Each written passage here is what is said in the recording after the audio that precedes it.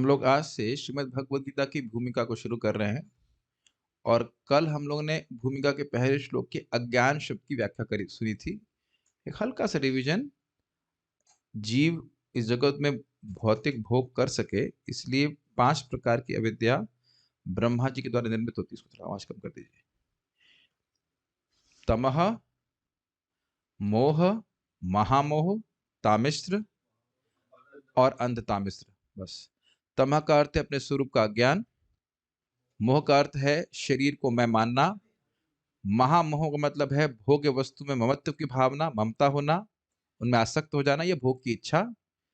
और तामिश्र का अर्थ है क्रोध उत्पन्न होना जब भोग उपस्थित नहीं होता है। और अंत तामिश्र अर्थात मृत्यु का भय। तो इसी अज्ञान के अंधकार में जीव जन्म जन्मांतर चलता जा रहा है।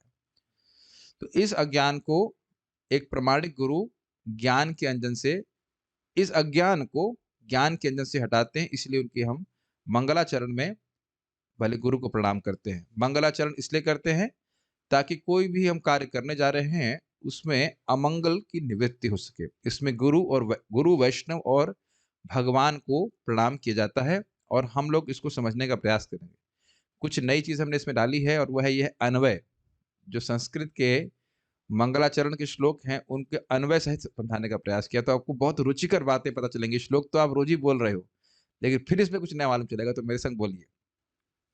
ओम अज्ञानतिमिरान्धस्य ज्ञानाञ्जनशलाकया चक्षुरुन्मीलितं येन तस्मै श्री गुरुवे नमः। तो ओम तो ये भगवान का नाम है, इसलिए ओम तो ओम ऐसे एड्रेस के रूप में कर रहे हैं।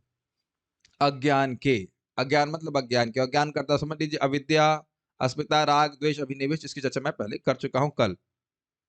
तिमिर मतलब अंधकार के द्वारा और अंधस्य मतलब अंधे हुए के।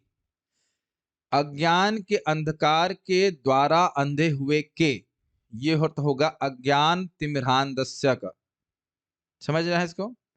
जिसकी आंखें अज्ञान के अंधकार के द्वारा अंधी हो गई थी, ठीक है, ऐसे व्यक्ति की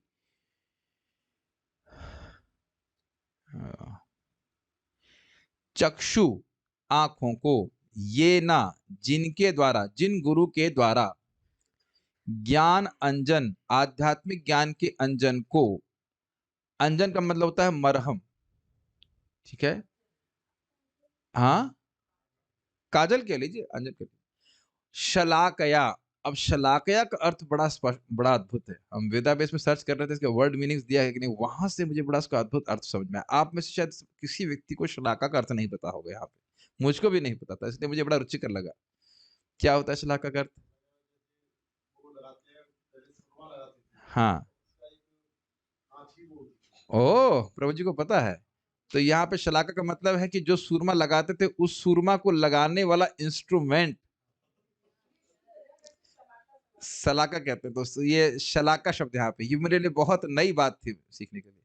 शलाका नामक एक चिकित्सा उपकरण द्वारा जिसका उपयोग मोतियाबिंद से पीड़ित आंखों पर चिकित्सा मरहम लगाने के लिए किया जाता है, उसके द्वारा। समझ में आया? कितना सुंदर अर्थ है ये। मैंने आज तक, कितना समय बीत गया, आज तक कभी ध्यान नहीं दिया। देखिए शब्दार्थ का कितना अच्छा अर्थ होता है। Are you able to understand? सुरमा ऐसा नहीं लेके आंख में उंगली मिले के लेके पोत दिया पूरा नहीं, उसको भी बड़ी तरीके से शलाका के द्वारा अंजन लगाया गया। किसके द्वारा? गुरु के द्वारा लगाया गया। गुरु के द्वारा लगाया उन्होंने, किससे? शलाका खेत से। और क्या लगाया? ज्ञान का अंजन लगाया।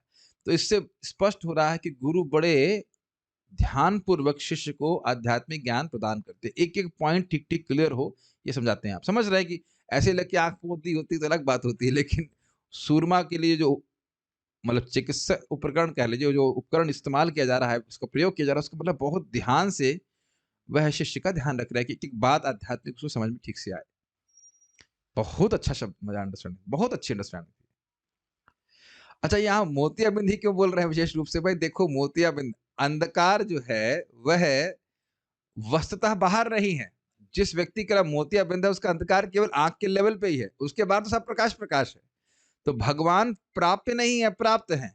भगवान सब जगह है, भगवान अपनी हर जगह जगत में समाये हुए कि नहीं, लेकिन जो अज्ञान का अंधकार, अविद्या के कारण जीव उन भगवान को समझ नहीं पा रहा है। तो उस अविद्या को किससे उपमा दी जा रही है? मोतियाबिंद से। आंखें हैं और आंखों में देखने की क्षमता भी है, लेकिन मोतियाबिंद हो जाने से व्यक्ति को नहीं दिखाई पड़ता। यहाँ पे एक भक्त को मोतियाबिंद था, तो जब मोतियाबिंद था आपको तो बिल्कुल नहीं दिखाई पड़ता था। हाँ, तो मोतियाबिंद ऐसे लग रहेगा आंख है, लेकिन मोतियाबिंद के कारण व्यक्ति को नहीं देख पाता। ठीक है, रोशनी है और आंखों में देखने की क्षमता भी है, लेकिन वो कवरिंग है बीच में, इसलिए मोतियाबिंद कह रहे हैं। तो कह रहे अंजन के द्वारा वह मोतियाबिंद चला जाएगा, तो उसको गुरु लगा रहे हैं। कौन सा अंजन है ये? क्या ये अंजन हाथों की हाथों के तल क्या कहते हैं, हाथों की हथेली से निकलने वाली कोई रोशनी है, करंट है जिसके द्वारा निकल जाएगा? नहीं। ठीक है, ज्ञान का उसके द्वारा उन्मूलितम।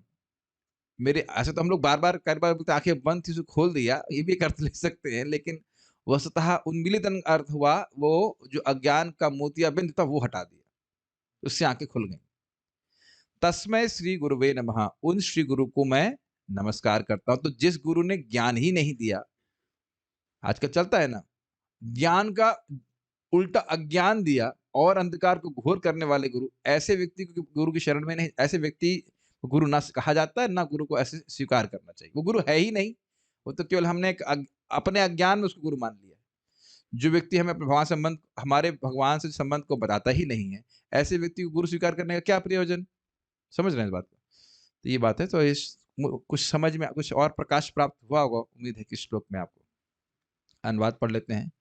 मैं घोर अज्ञान के अंधकार में उत्पन्न हुआ था और मेरे गुरु ने अपनी ज्ञान रूपी प्रकाश से मेरी आंखें खोल दी। मैं उन्हें सादर नमस्कार करता हूँ। ठीक है, अब अगला देखते हैं। श्री चैतन्य मनोभीष्टम स्थापितम ये न भूतले स्वयं रूपा कदा मह्यम ददाति स्वपदान्तिकम। अन्वय देखिए, ये ना, यह शब्द है इसमें, जिनके द्वारा, जिनके द्वारा मतलब श्री रूप गोस्वामी जी को ही एड्रेस कर रहे हैं। जिनके द्वारा, यहाँ शब्द है संस्कृत में कि नहीं? स्थापितम ये ना भूतले, तो ये ना मतलब जिनके द्वारा श्री चैतन्य मन अभिष्टम, श्री चैतन्य महाप्रभु के मन में जो इच्छित था, जो उनकी अत्यंत इच्छा थी कि राग भक्ति को स्थापित इस जगत में किया जाए, तो भूतले स्थापितम, इस पृथ्वी पर स्थापित किया गया। समझ में आ रहा है ये बात? जिनके द्वारा श्री चैतन्य महाप्रभु के मन के अभिष्ट को भूतल पे, पृथ्वी पर स्थापित किया गया। स्वयं रूप, वे स्वयं श्रील रूप गोस्वामी मह्यम, मुझको, स्व, अपने, पद आंतिकम, चरण कमल की शरण, कदा ददाती, कब प्रदान करेंगे? एकदम समझ में आ रहा संस्कृत? पद अंतिकम, पद अंतिकम मतलब अंत मतलब आखिरी स्टॉप कह लीजिए, तो वही मतलब यही शरण है। तो चरण कमल की शरण कब प्रदान करेंगे? अब बड़ा सुंदर बात है। कहने का अर्थ है कि देखिए मेरे अंदर सामर्थ्य नहीं है कि रूप गोस्वामी जी की चरण की प्राप्ति कर सकूं, इसलिए कह रहे हैं कि स्वयं रूप गोस्वामी कब मुझे अपने चरण कमल की प्राप्ति कराएंगे? अपनी कृपा से। Does that make sense? स्वयं रूप गोस्वामी देव स्वयं खुद ही अपने से कब मुझको, मह्यम, मुझको कब अपने चरणों का आश्रय प्रदान करेंगे? यहां पे आप कुछ क्लियर हो रहा है, बोध ये हो रहा है कि मेरा सामर्थ्य नहीं है, मैं तो अयोग्य हूं। वह कब शरण प्रदान करेंगे? मैं तो इच्छा ही कर सकता हूं, ये अर्थ में लिया जा रहा है। नहीं समझा रहा? देखिए संस्कृत देख लीजिए, श्री चैतन्य मनोभीष्टम का अर्थ क्या हुआ? चैतन्य महाप्रभु के मन के अभिष्ट को स्थापितम ये न भूतले, अर्थात जिन्होंने पृथ्वी पे स्थापित किया। स्वयं रूप, वह स्वयं रूप गोस्वामी, कदा मह्यम, कब मुझको, ददाति स्वपदांतिकम, अपने चरणों का आश्रय स्वयं प्रदान करेंगे। ठीक है, ये मंगलाचरण में गौड़ीय वैष्णव सब बोलते हैं, जितने भी गौड़ीय वैष्णव हैं हम सब लोग, उनको रूपानुग कहा जाता है। हाँ, नहीं, सारे भक्त प्रार्थना करते हैं, जितने गौड़ीय वैष्णव हैं, कोई भी व्यक्ति प्रार्थना करते हैं, रूप गोस्वामी जी को प्रार्थना करते हैं। तो रूप गोस्वामी जी हमारे अग्रणी हैं, उन्हीं के मार्गदर्शन में सब भक्ति कर रहे हैं, और वे है चैतन्य महाप्रभु के पहले शिष्य थे। पहले शिष्य मतलब मुख्य प्रमुख शिष्य थे, तो इसीलिए बोल रहे ना, महाप्रभु के मन के अभिष्ट को स्थापित करने वाले रूप गोस्वामी थे, तो रूप गोस्वामी जी का आश्रय ले रहे। देखिए हम लोग फिर से समझ लीजिए, मंगलाचरण में गुरु, वैष्णव और भगवान का आश्रय लिया जा रहा है। तो गुरु का प्रणाम, गुरु तो हो गए जो गुरु हमको ज्ञान दे रहे हैं, प्लस फिर पूर्ववर्ती आचार्यों को भी हम प्रणाम करते हैं, उनकी भी कृपा याचना करते हैं। तो रूप गोस्वामी जी की कृपा याचना करें। समझ में आ गया? श्रील रूप गोस्वामी प्रभुपाद कब मुझे अपने चरण कमलों में शरण प्रदान करेंगे, जिन्होंने इस जगत में भगवान चैतन्य की इच्छा की पूर्ति के लिए प्रचार योजना की स्थापना की है। अब हम लोग इसको पढ़ेंगे, काफी कॉम्प्लिकेटेड लगता है, समझने का प्रयास करेंगे। वंदे हम श्री गुरु श्रीयुत पद कमलम श्री गुरुन् वैष्णवंश्च श्री रूपम साग्र जातम सहगण रघुनाथान्वितम तम सजीवम साद्वैतम सावधूतम परिजन सहितम कृष्ण चैतन्य देवम श्री राधा कृष्ण पादान सहगण ललिता श्री विशाखान्वितश्च। तो ये तो अपने आप में एक पूर्ण है। इसमें गुरु महाराज वैष्णवों को, राधा कृष्ण को, उनके पार्षदों को, सभी को, पूरे गोलोक के जितने पार्षद हैं सबको, चैतन्य महाप्रभु सबको एक ही बार में प्रणाम करते जा रहा है। तो समझने का प्रयास कीजिए। मैं शब्दार्थ पर रख रहा हूँ क्योंकि इसका अन्वय थोड़ा अलग तरह से किया जाएगा। पहले शब्दों को समझने का प्रयास कीजिए। वंदे मतलब मैं प्रणाम अर्पित करता हूँ। एक्चुअली वंदे मतलब मैं प्रणाम अर्पित करता हूँ, और अहम मतलब मैं। श्री गुरु हो, ये षष्ठी विभक्ति में है। अपने दीक्षा एवं शिक्षा गुरु के संबंध वाचक के श्री युक्त पद कमलम, श्री से युक्त चरण कमल। श्री युक्त मतलब, श्री मतलब ऑपुलेंस से, ऐश्वर्य से युक्त। ये बहुत सुंदर वर्ड मीनिंग दिया गया है वेदापेश में, उसी से मैंने ग्रहण किया, बहुत अच्छे से समझाया। तो यानी कि यहाँ पे अपने दीक्षा गुरु और एक विशेष रूप से शिक्षा गुरु को आप प्रणाम कर रहे हैं। फिर कह रहे हैं श्री गुरुन। श्री गुरुन जो है ये है प्लूरल में है, मतलब बहुवचन में। तो इसीलिए कह रहे हैं परंपरा के सभी गुरुओं को जो श्रीपाद माधवेंद्रपुरी से प्रारंभ होकर शिला भक्ति सिद्धांत सरस्वती ठाकुर तक आ रहे हैं। अब ये शिला प्रभुपाद जी का मंगलाचरण है, तो वो अपने को नहीं इसमें रख रहे हैं, हमारे लिए शिला प्रभुपाद भी इसमें आएंगे। गुरु का समझ पा रहे हैं? देखिए आज तक मैं समझ नहीं रहा हूं कि आप समझ जाओगे भाई। दो बार गुरु गुरु कहने क्या अर्थ है? गुरोह का अर्थ यहाँ पे है, एक वचन में है, आपके जो दीक्षा शिक्षा गुरु है उनका स्मरण कर रहे हैं, उनकी वंदना कर रहे हैं। और गुरु मतलब जितने भी पूर्ववर्ती आचार्य हैं माधवेंद्रपुरी पास से शुरू करके, उनको सबका स्मरण कर रहे हैं विशेष रूप से। अब वैष्णव क्यों कह रहे हैं? तो कह रहे हैं सृष्टि के प्रारंभ से ब्रह्मा जी समेत सभी वैष्णवों को वंदे गुरु, वंदे गुरुन, वंदे वैष्णव, ये इस तरह से लेना पड़ेगा। मैं अपने गुरु की को वंदना करता हूँ, चरण कमलों की वंदना करता हूँ। मैं जितने भी आचार्यगण हुए गुरुन, उनको वंदना करता हूँ। जितने भी वैष्णव है उनकी वंदना करता हूँ। वंदे शब्द हर जगह लगा देना पड़ेगा। चा मतलब और, श्री रूपम अर्थात श्री रूप गोस्वामी, स अग्र जातम, जातम मतलब पैदा हुए, अग्र जातम मतलब बड़े, जो पहले बड़े भाई हुए, और स अग्र जातम मतलब बड़े भाई के साथ सनातन गोस्वामी, उनके बड़े भाई श्रील सनातन गोस्वामी के साथ। यानी कि मैं रूप गोस्वामी जी के चरण की वंदना करता हूं उनके बड़े भाई के साथ। साग्र जातम समझ रहे हैं? ठीक है। सहगण रघुनाथान्वितम, रघुनाथ दास गोस्वामी उनके सहगणों के साथ, रघुनाथ दास गोस्वामी, रघुनाथ भट्ट गोस्वामी इत्यादि सबको ले लीजिए, और उनके साथ जितने भी उनके पार्षद भी ले लीजिए। तम उनको, उनको मतलब समझ लेना, तम रूप गोस्वामी मतलब उनको, मैं उन रूप गोस्वामी जी को, उन सनातन गोस्वामी को, रघुनाथ दास गोस्वामी के उनके साथ, उनके गणों के साथ, सजीवम शिलाजीव गोस्वामी के साथ प्रणाम करता हूं। तम को सर से जोड़ लीजिएगा। अभी मैं खाली अर्थ बता रहा हूं, अभी फिर आपको अभी अन्वय से बताऊंगा तो आसानी से समझ में आ जाएगा। स अद्वैतम, अद्वैत आचार्य जी के साथ। स अवधूतम, नित्यानंद प्रभु को अवधूत भी कहा जाता था। वह कोई सांसारिक नियमों के से बद्ध होकर नहीं चलते, इसलिए उनका नाम नित्यानंद अवधूत भी था। तो इसलिए अवधूत से यहाँ पे नित्यानंद प्रभु ग्रहण करना होगा। सवधूतम अर्थात श्रील नित्यानंद प्रभु के साथ, ये 5 तत्व हैं। परिजन सहित मतलब श्रीवास ठाकुर और आदि उनके संग जितने भी भक्त हैं उन सभी के साथ।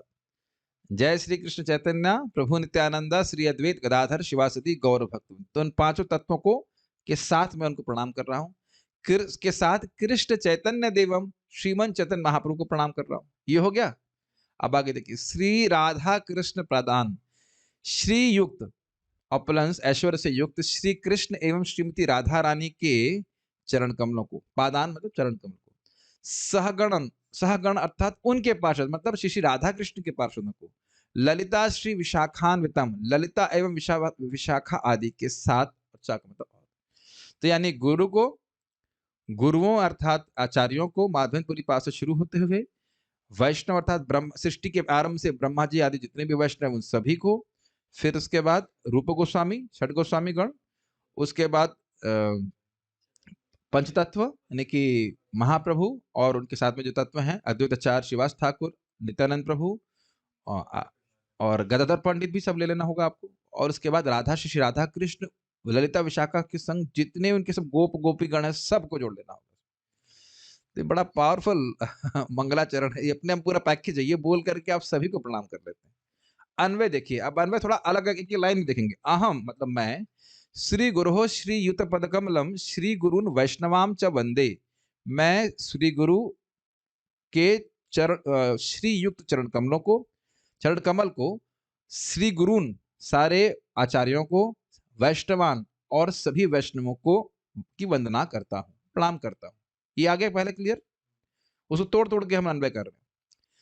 अहम तम श्री रूपम स अग्रजातम सहगण रघुनाथान्वितम सजीवम वंदे, मैं तम अर्थात उन श्री रूप गोस्वामी, सग्रजातम मतलब उनके बड़े भाई सनातन गोस्वामी, सहगण रघुनाथान्वितम मतलब रघुनाथ दास गोस्वामी, रघुनाथ भट्ट गोस्वामी, गोपाल भट्ट गोस्वामी, सभी के साथ सजीवम और जीव गोस्वामी की वंदना करता हूं। क्लियर? फिर अहम लगा दीजिए। अहम साद्वैतम सवधूतम परिजन सहितम कृष्ण चैतन्यम के चैतन्य देवम वंदे, मैं अद्वैत आचार्य के साथ, नित्यानंद अवधूत यानी नित्यानंद प्रभु के साथ और उनके परिजनों के साथ श्री कृष्ण चैतन्य महाप्रभु श्री कृष्ण चैतन्य देव की वंदना करता हूं। एकदम हिंदी जैसा लग रहा है। सहगण आ गया ना, सॉरी परिजन आ गया ना। ओके। अहम श्री राधा कृष्ण पादान सहगण ललिता श्री विशाखान्वितम च वंदे, मैं श्री श्री राधा कृष्ण के चरणों में और उनके ललिता श्री विशाखा आदि के साथ जितने भी सारे गण हैं उनकी वंदना करता हूँ। क्लियर हो गया? अनुवाद। मैं अपने गुरु के चरण कमलों को तथा समस्त वैष्णव के चरणों को नमस्कार करता हूँ। मैं श्री रूप गोस्वामी तथा उनके अग्रज सनातन गोस्वामी एवं साथ ही रघुनाथ दास, रघुनाथ भट्ट, गोपाल भट्ट एवं श्रीला जीव गोस्वामी के चरण कमलों को सादर नमस्कार करता हूँ। देखिए मैं आ रहा है ना बार बार। मैं भगवान कृष्ण चैतन्य तथा भगवान नित्यानंद के साथ साथ अद्वैताचार्य, गदाधर, श्रीवास तथा अन्य पार्षदों को सादर प्रणाम करता हूँ। मैं श्रीमती राधा रानी तथा श्री कृष्ण को श्री ललिता तथा श्री विशाखा सखियों सहित सादर नमस्कार करता हूँ।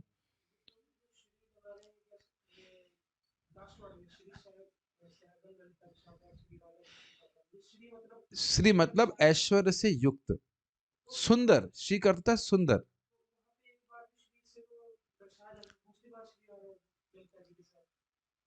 हाँ तो क्या दिक्कत है?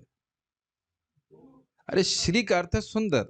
देखिए वहां पे है श्री राधा कृष्ण पदान, मैं श्री श्री राधा कृष्ण के चरण कमल, सुंदर चरण कमलों का आश्रय।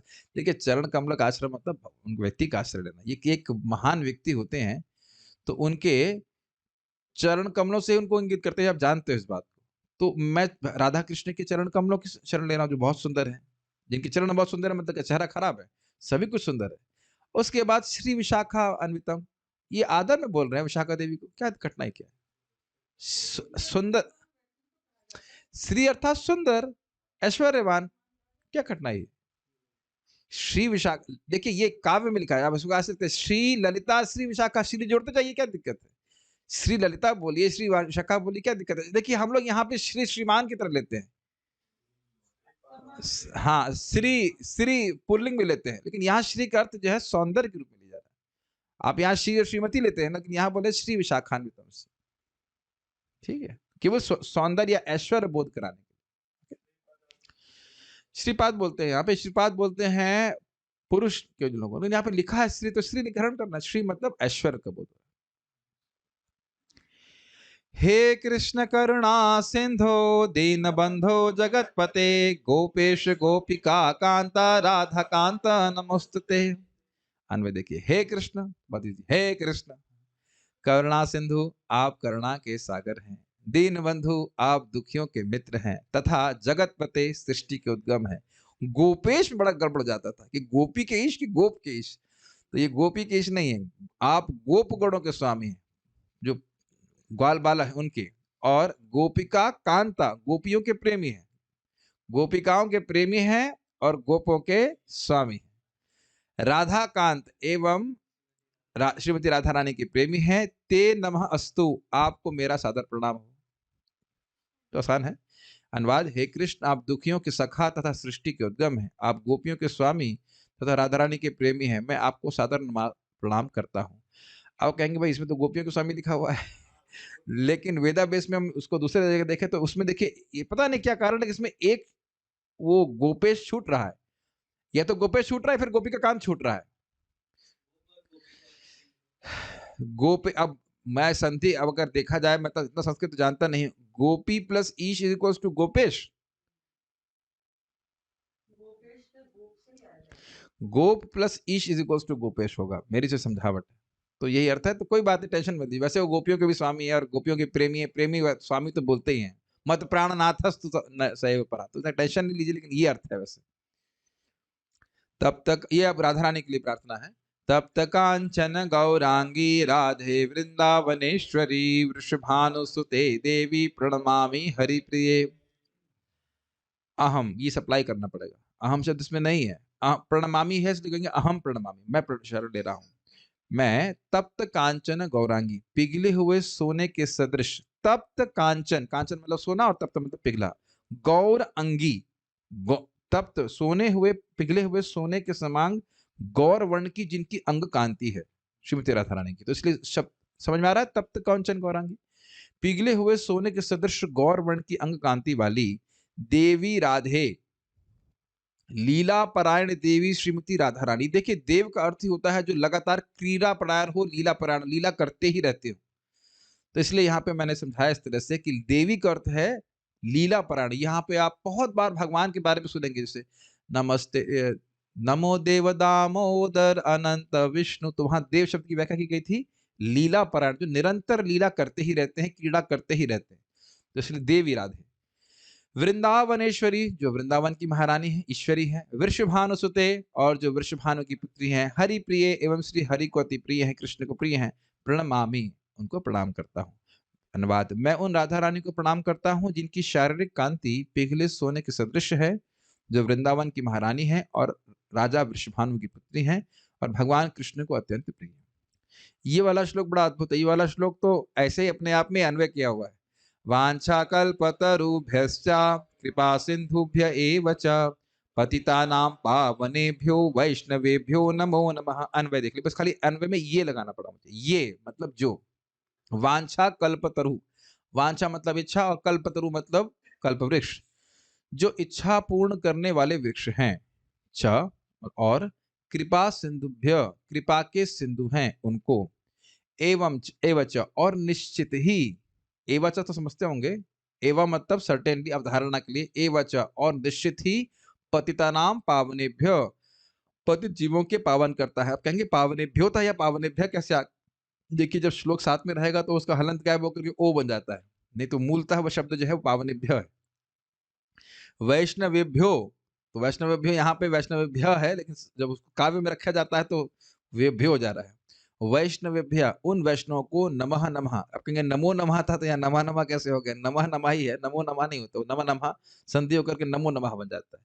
मैं बारंबार प्रणाम करता हूँ, तो स्पष्ट है, तो आसान है। मैं भगवान के समस्त वैष्णव भक्तों को सादर नमस्कार करता हूँ। वे कल्प वृक्ष के समान सबों की इच्छाएं पूर्ण करने में समर्थ हैं तथा पतित जीवात्माओं के प्रति अत्यंत दयालु है, निश्चित रूप से दयालु है। आसान है। जय श्री कृष्ण चैतन्य प्रभु नित्यानंद श्री अद्वैत गदाधर श्रीवासदि गौर भक्त वृंदा। इसको सब जानते हैं, इसके बारे में कोई दिक्कत है? हरे कृष्णा कृष्णा कृष्णा हरे हरे, हरे राम राम राम हरे। तो इसका अनुवाद करने की जरूरत है नहीं, हम शुरू करते हैं। भगवद गीता को गीतोपनिषद भी कहा जाता है। क्यों कहा जाता है? देखिए उपनिषद के बहुत सारे, या सभी, जो उपनिषद का सारा सार है भगवद गीता में दिया है, और इसीलिए भगवद गीता के बहुत सारे श्लोक आपको अन्य उपनिषदों में भी मिलेंगे।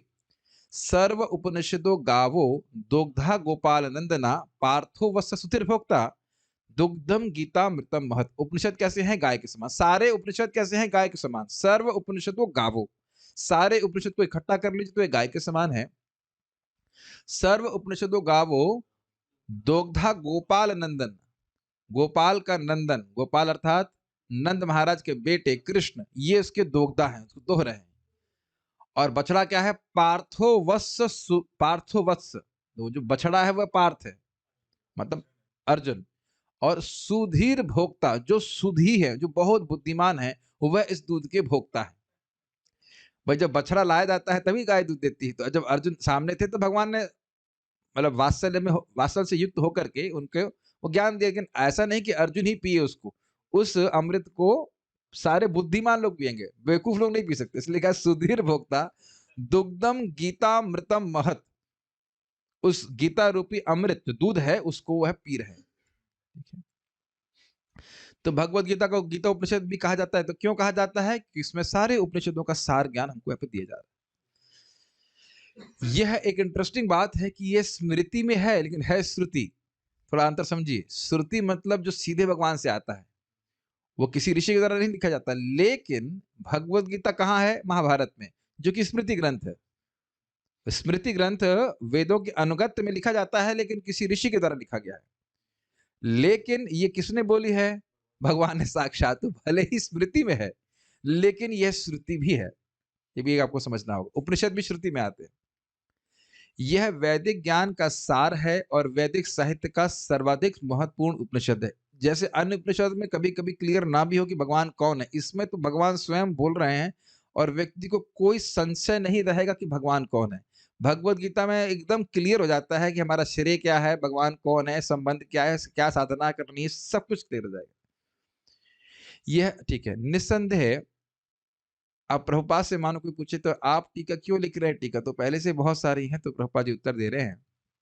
निस्संदेह भगवत गीता पर अंग्रेजी भाषा में अनेक भाष्य प्राप्त हैं, क्योंकि ये मूलतः अंग्रेजी प्रभुपाद जी की जो गीता है उसका अनुवाद किया, इसलिए बोल रहे थे। यहाँ हिंदी में अंग्रेजी की बात नहीं आती। अतएव एक अन्य भाष्य की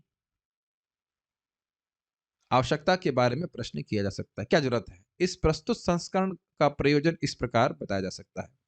हाल ही में एक अमेरिकी महिला ने मुझसे भगवत गीता के एक अंग्रेजी अनुवाद की संस्तुति चाहिए। किसको आप रिकमेंड करेंगे? कौन से इंग्लिश अनुवाद को आप कहेंगे कि ये प्रामाणिक है और आप मैं इसको पढ़ लूं? अब देखिए प्रभुपाद जी के सामने क्या कठिनाई आई। निसंदेह अमेरिका में भगवत गीता के अनेक अंग्रेजी संस्करण उपलब्ध हैं, लेकिन जहां तक मैंने देखा है केवल अमेरिका ही नहीं अपितु भारत में भी उनमें से कोई पूर्ण रूप से प्रामाणिक संस्करण नहीं मिलेगा। अब ये बहुत बड़ा क्लेम है, श्रील प्रभुपाद जी के द्वारा ये बहुत बड़ा क्लेम है कि कोई भी भगवत गीता में ठीक ठीक रूप से अनुवाद तात्पर्य नहीं दे रहा। क्यों नहीं दे रहा है? क्योंकि लगभग हर एक संस्करण में भाष्यकार ने भगवत गीता यथारूप के मर्म का स्पर्श के बिना अपने मतों को व्यक्त किया है। जिसको वो अच्छा मानते हैं वह भगवत गीता की आड़ लेकर के या भगवत गीता के कंधे पर रखकर अपनी बंदूक चलाना चाहते हैं। समझते हैं इसका अर्थ? कोई कहेगा हम भगवत गीता का आसार मानते हैं कर्म योग, कोई कहेगा ज्ञान योग, कोई कहेगा अष्टांग योग इत्यादि। तुम जो अच्छा लगता है वह मानते हो, लेकिन भगवान तो गीता में भक्ति को स्थापित कर रहे हैं। तो समझ में आया क्यों प्रभुपाद जी कह रहे हैं कोई भी संस्करण प्रमाणिक नहीं है? क्यों? जो बोल रहे हैं वो अपना मत दे रहे हो, भगवान का मत नहीं स्थापित कर रहे। और आप जान रहे हो ना क्यों नहीं स्थापित कर पा रहे हैं? क्योंकि वह परंपरा में भगवत गीता को नहीं समझ रहे। तो कभी आपको पूछे कि इस्कॉन की ही गीता क्यों पढ़नी चाहिए, तो ये कारण है। बहुत सारी बातें आपको उस भूमिका में सीखने को मिलेंगी। इसमें छोटी सी घटना बताऊंगा। परम पूज्य राधा गोविंद महाराज बता रहे थे कि जब उनको ये पुस्तक मिली भगवत गीता यथारूप, तो उनको बड़ा क्रोध आया। महाराज बोले कि मुझे बड़ा क्रोध आया। तब वो दीक्षित में नहीं थे प्रभुपाद से, कहे अच्छा इतना अहंकार, बस यही गीता जानते हैं, केवल यही गीता को सही सही लिखे है और कोई लिखा नहीं है। फिर महाराज कह लगे जब मैंने उस पुस्तक को पढ़ा तो मुझे बहुत अच्छा लगा, क्योंकि भगवान के भक्त तो महाराज पहले से ही थे और सब भगवान की हर तात्पर्य प्रपात कृष्णा कृष्णा कृष्ण भगवान है, कृष्ण भगवान है, यह करके बता रहे हैं। तो महाराज को बहुत अच्छा लगा, हाँ यही ग्रंथ वाकई भगवत गीता यथारूप है। तो समझ में आ रहे हैं? और यहाँ पे भी और अन्य लोग भी इसी नाम को कॉपी कर लेते हैं, यथारूप की जगह यथार्थ और ये कुछ कर देते हैं, लेकिन यथा अर्थ करते नहीं है। यथारूप का एक कंक्लूजन बहुत सिंपल है, मैं भगवान का नित्य अंश हूँ, मुझे भगवान की शरण में जाना चाहिए। अगर ये कंक्लूजन, यह निष्कर्ष नहीं निकल रहा है तो वो फ्रॉड है, वो यथारूप नहीं है। ठीक है? और उसको पढ़कर जीवन में कोई परिवर्तन भी नहीं आ रहा है। भगवत गीता का मर्म भगवत गीता में ही व्यक्त है। आप लोगों ने कई बार देखा होगा भगवत गीता के मर्मज्ञ, सुना आपने, बहुत बड़े-बड़े पोस्टर लगे होते हैं, भागवत के मर्मज्ञ, लेकिन नहीं होता है ज्ञान, है ना? गीता हाँ, जो भी है, मैं ऐसा नाम नहीं बोल सकता हूँ, लेकिन बहुत सारी बातें पूछते हैं और हमको पता भी नहीं वो है कि नहीं, हम कुछ किसी में नहीं कह रहे, लेकिन देखिए मर्म यही है कि व्यक्ति भगवान श्री कृष्ण का भक्त बने। यह इस प्रकार है, क्या मर्म है? बहुत अच्छा प्रभुपाद जी बोल रहे हैं। यदि हमें किसी औषधि विशेष का सेवन करना हो, तो उस पर लिखे निर्देशों का पालन करना होता है। बहुत अच्छी बात प्रभुपाद कह रहे हैं। सिंपल सी बात लगती है, लेकिन एक हर व्यक्ति है जो उपस्थित है, दवा लेने से पहले आप ये पूछते हो कि इसे लेना कैसे? और यदि हम वाक़ई ठीक होना चाहते हैं, तो हम अच्छे से देख कर के वैसे ही लेते भी हैं, जैसे लेना चाहिए। गलत तो नहीं कह रहे हैं? पहली चीज़ व्यक्ति को पूछता है कि मुझे लेना कैसे है? और वो लेने का तरीका प्रामाणिक होना चाहिए। लिखा भी रहता है, to be taken under the guidance of not a physician, of a, registered medical practitioner, है ना? ये लिखा रहता है ना? अपने मन से कोई दवा नहीं लेता है व्यक्ति। हम मनमाने ढंग से या मित्र की सलाह से औषधि नहीं ले सकते। ये सब बातें प्रभुपाद बहुत कटाक्ष कर रहे हैं। जगत में लोग कहते हैं, आप दुर्गा जी की पूजा क्यों करते हो? मेरी मम्मी ने कहा। अब ये नहीं जान रहे हैं कि वो भगवान हैं या नहीं। मम्मी ने कहा या चाचा ने कहा, अच्छा उनका उनकी मम्मी ने, आपकी मम्मी क्यों दुर्गा जी की पूजा करती है? क्योंकि उन्हीं उनकी मम्मी ने कहा एवं परंपरा प्राप्त है। तो ये कोई नहीं जान रहा है कि अच्छा उनसे पूछो कि आपकी मम्मी दुर्गा जी की पूजा करती ही क्यों है, या उनकी मम्मी ने दुर्गा जी की पूजा करी ही क्यों? तो उसका कोई उत्तर नहीं है। तो इसलिए यहाँ पे व्यक्ति भगवत गीता को जो स्वीकार कर रहा है, भगवान के अनुसार स्वीकार करना पड़ेगा और वो भी परंपरा में स्वीकार करना पड़ेगा। ये बहुत अच्छी बातें हैं, बहुत सिंपल है, लेकिन बहुत अच्छी बातें हैं। इसका सेवन लिखे हुए निर्देशों के अनुसार या चिकित्सक के निर्देशानुसार करना होता है। इसी प्रकार भगवत गीता को इसके वक्ता द्वारा, बहुत सारी चीज खुली हुई इसमें, वक्ता द्वारा दिए गए निर्देशानुसार ही ग्रहण या स्वीकार करना चाहिए। भगवत गीता के वक्ता भगवान श्री कृष्ण, आपको पता थी बात? एक संप्रदाय है जो ये प्रचार कर रहा है कि भगवत गीता के प्रवक्ता भगवान श्री कृष्ण नहीं है, शिव बाबा है। हैं? क्या हो गया है? ये क्या हो रहा है? और बहुत कन्विंस हैं कि शिव बाबा ही बोल रहे हैं, वो भी कहां से? कृष्ण भगवान के अंदर बैठकर बोल रहे हैं। मतलब हम लोग कहते हैं सामान्य भाषा में, अगर चलती भाषा में कहा जाए, फेंक रहे हैं लोग।